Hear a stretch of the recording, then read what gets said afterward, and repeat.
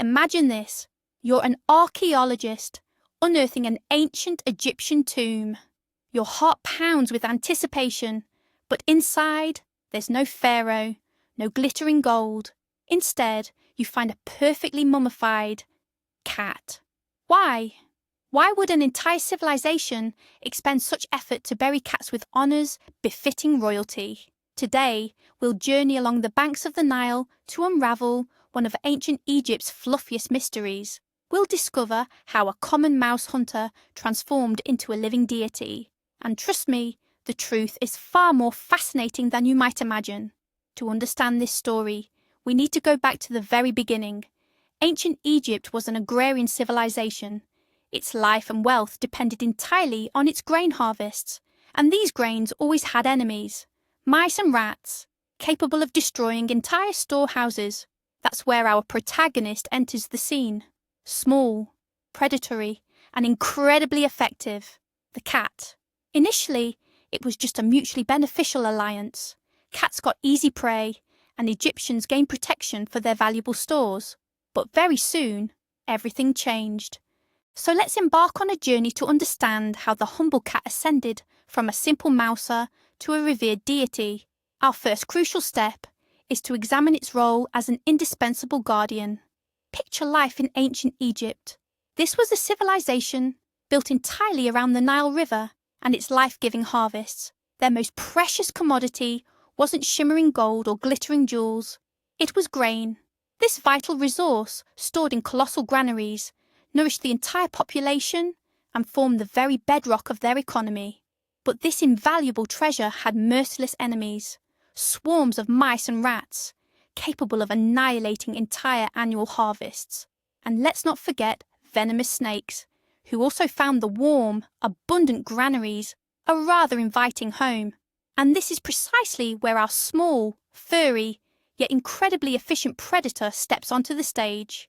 Initially, it was a purely pragmatic alliance. The cats weren't seeking cuddles or companionship. They were drawn by the irresistible promise of an easy meal. And humans, in turn, quickly recognized that this creature was the most exceptional guardian they could ever hope for. The cat didn't just catch mice, it safeguarded the very life and prosperity of every Egyptian family. It was a living shield standing resolute between the Egyptians and the looming threat of famine. This elevated status, as an invaluable and indispensable protector, truly laid the first foundational stone for its eventual deification. However, their practical benefits quickly became secondary. The Egyptians were a highly observant people, and they began to see something far greater in cats than just a rodent-killing machine. They admired their innate grace. Every movement was precise, fluid, and silent, like a perfectly choreographed dance. They also valued their independent spirit. Unlike dogs, cats weren't subservient. They were more like equal partners who chose when and if to bestow their presence upon humans. And of course, their fierce maternal devotion was deeply impressive. The way a mother cat fiercely yet tenderly protected her kittens became for the Egyptians the perfect symbol of safeguarding home and family. Their meticulous cleanliness, their enigmatic gaze, their silent nocturnal hunts, all these traits elevated cats far above other animals. They saw in them not merely a beast, but an embodiment of ideal qualities. And this profound admiration became the second crucial step on their journey toward divine status. And here's where one of the most fascinating aspects of cat domestication comes to light. Unlike dogs, which humans spent millennia actively training, breeding, and shaping to their will, the story with cats was entirely different. Essentially, cats domesticated themselves.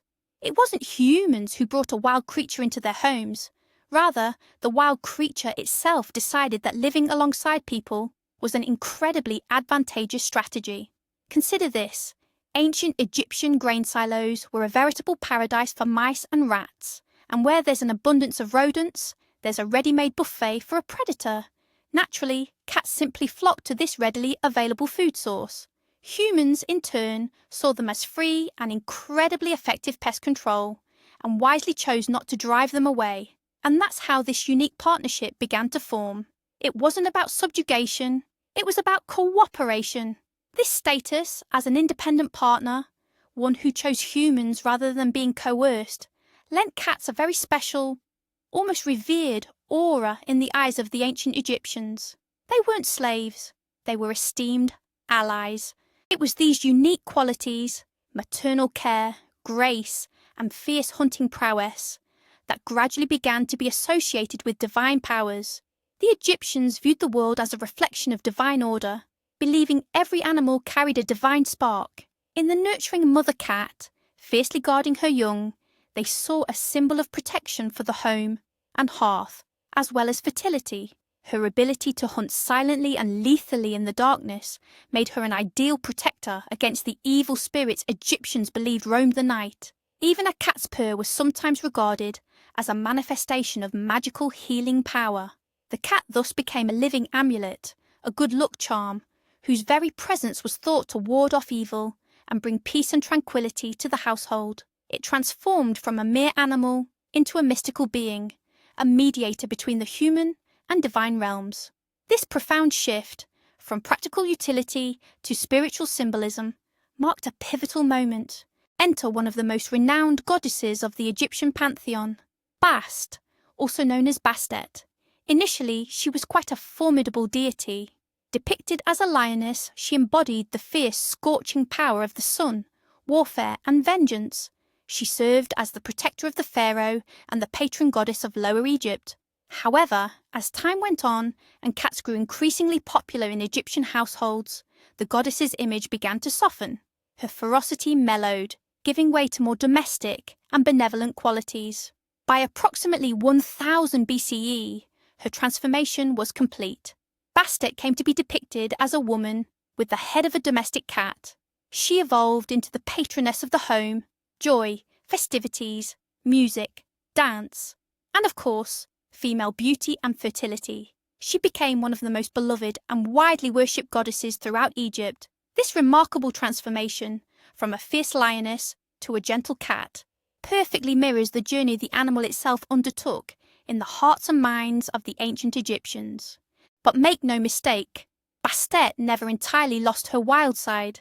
In Egyptian mythology, everything was interconnected, and deities often embodied a duality. Bastet was inextricably linked to Sekhmet, the very fierce lioness goddess from whom Bastet herself was thought to have originated. Sekhmet represented the destructive, avenging power of the sun, unleashing pestilence and war. She was capable of bringing plagues upon Egypt's enemies. Bastet and Sekhmet were in essence two sides of the same coin, the gentle purring house cat and the fierce deadly predator. Bastet embodied the sun that brings warmth and life, while Sekhmet represented the sun that burns and destroys. This very duality perfectly mirrored the nature of the cat itself. One moment, a cat can be a gentle, affectionate creature, and the next, transform into a ruthless hunter. This deep connection to such a powerful and formidable goddess only solidified the sacred status of cats. To fear them was to invite the wrath of the gods. Over time, this bond grew so profound that cats were no longer seen merely as symbols, but as the living, earthly embodiment of the goddess Bastet herself. Every cat, from those gracing the pharaoh's palace to those hunting mice in a humble peasant's home, was believed to carry a piece of this divine essence. To have a cat choose your home as its own was considered the greatest blessing, a sign that Bastet herself had taken your family under her divine protection. To harm a cat meant directly offending the goddess, an act believed to bring terrible misfortune, disease, and suffering upon the transgressor. They were fed the finest foods, often fish and milk, luxuries many people could scarcely afford for themselves. They were free to sleep wherever they pleased and roam as they wished. Essentially, an Egyptian home transformed into a sacred space, with the cat within it serving as a living icon. This wasn't merely respect, it was a profound form of worship. Such profound reverence naturally found its way into their legal system. The veneration for cats reached such heights that their protection became enshrined at the state level. Extremely strict laws were implemented to safeguard the lives and well-being of these animals. Perhaps the most famous and shocking was the law decreeing the death penalty for killing a cat. This applied whether the act was deliberate or accidental. The Greek historian Herodotus, during his visit to Egypt, recounted an incident he personally witnessed. He described how a Roman soldier accidentally killed a cat. An enraged mob, completely disregarding the pharaoh's attempts to calm them, literally tore the soldier apart on the spot. Herodotus also noted that during a fire, Egyptians would first rush to save cats from the flames, often neglecting their own possessions and even their personal safety. To them, the loss of their home was a lesser tragedy than the death of a sacred animal. This illustrates the profound depth to which the cat cult was embedded in the national psyche. Further illustrating their profound reverence for cats, here's another remarkable tradition. When a beloved cat passed away in an ancient Egyptian household, it was considered a genuine tragedy. A period of profound mourning would begin. To outwardly express their grief, every family member, from the youngest to the oldest, undertook a specific ritual. They would shave off their eyebrows. This was an unmistakable sign. If you encountered an Egyptian without eyebrows in the street, you instantly knew that a tragedy had occurred in their home. A beloved cat had passed away. The mourning period could last for several weeks until their eyebrows grew back. While this custom might seem strange to us today, for the ancient Egyptians it was imbued with profound meaning. It wasn't merely a formal ritual, but a genuine expression of grief and reverence for a creature they considered both a cherished family member and a messenger of the gods. The loss of a cat was akin to losing divine protection, and their shaven eyebrows were an outward manifestation of this deep inner void. This profound belief in the divine nature and eternal life of cats is precisely where the practice of mummification originated. For the ancient Egyptians, death was never an end, but merely a transition to another realm, the afterlife. To enable the soul, which they called Ka, to live on eternally, its earthly vessel, the body, had to be preserved. This was the very purpose of mummification. Initially, this complex and costly procedure was reserved solely for pharaohs and the highest nobility. However, as the cult of cats grew, Egyptians began to believe that their beloved feline companions also deserved an eternal existence. They were convinced that by preserving a cat's body, they would ensure its comfortable journey into the afterlife. What's more, they hoped that in gratitude, the cat would continue to protect their family even after death, serving as their eternal intercessor before the goddess Bastet. Thus, cat mummification became a widespread phenomenon, accessible not only to the wealthy, but also to ordinary people who were willing to spend their last pennies to respectfully send their cherished companion into eternity. But what was the true scale of this cult? Words can barely do it justice. Archaeological discoveries paint a far clearer picture. Archaeologists have uncovered entire cities of the dead, vast necropolises dedicated exclusively to the burial of cats. Picture sprawling underground catacombs extending for miles, with every single niche, from floor to ceiling, packed solid with mummified cats. The most famous of these burial grounds were discovered in Bubastis, the very heart of the goddess Bastet's cult, and in Saqqara. In Bubastis alone, it's estimated that hundreds of thousands of cats were interred. Indeed, in the late 19th century, such an astonishing quantity of mummified cats was unearthed there that they were literally loaded onto ships and sent to England to be used as fertilizer. While this act might seem sacrilegious today, it starkly underlines the truly unimaginable scale of this ancient phenomenon. These weren't isolated incidents. Rather, it was a massive, genuine industry that thrived for centuries. So how did the embalming process itself work? It was remarkably similar to the human embalming process, albeit a somewhat simplified version. To prevent decomposition, internal organs were first carefully removed from the animal's body through small incisions. Then, the body was thoroughly dehydrated by being placed in a special salt, natron, for several weeks. Once dried, the body's cavities were often packed with linen or sand to maintain its form. The final stage was the wrapping. The mummy was meticulously wrapped in dozens of meters of linen strips, often saturated with resins. Occasionally, protective amulets were nestled within the layers of cloth. intended to safeguard the animal in the afterlife. The most elaborate mummies even received special painted cartonnage masks featuring a cat's face, and their bodies were interred in wooden or sometimes even bronze sarcophagi. This elaborate care underscores the profound seriousness and reverence the Egyptians had for this entire process. Now let's dispel a very popular and rather beautiful myth. Looking at all this splendour, it's easy to imagine that these hundreds of thousands of mummies were beloved household pets, cherished companions who lived long, happy lives and were honourably laid to rest by their devoted owners. And yes, such cases certainly did occur, especially in the earlier periods. However, the truth unveiled by modern research proved to be far darker and more pragmatic. The vast majority of feline mummies unearthed in these necropolises were not, in fact, beloved pets at all. This is where the story takes a dramatically different, much darker turn. The idyllic picture of widespread affection for cats begins to crack as we peek behind the curtain of this grand cult. It turns out that this deification had a brutal, darker side. The truth is, there were entire temple farms where cats were bred, specifically for ritual purposes. These farms were, in essence, an assembly line for producing sacred animals. The city of Bubastis, the heart of the cult of Bastet, annually attracted hundreds of thousands of pilgrims from all over Egypt, and every devotee considered it their sacred duty to make an offering to the goddess.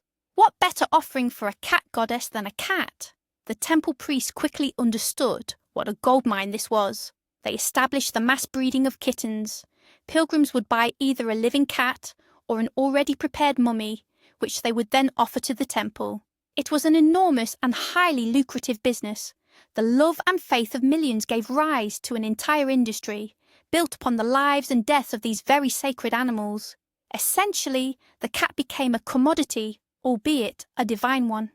Cutting-edge technology has given us an unprecedented look inside these ancient bundles, all without causing any damage. Using X-ray and CT scanning, scientists have analysed thousands of cat mummies. What they discovered was truly shocking.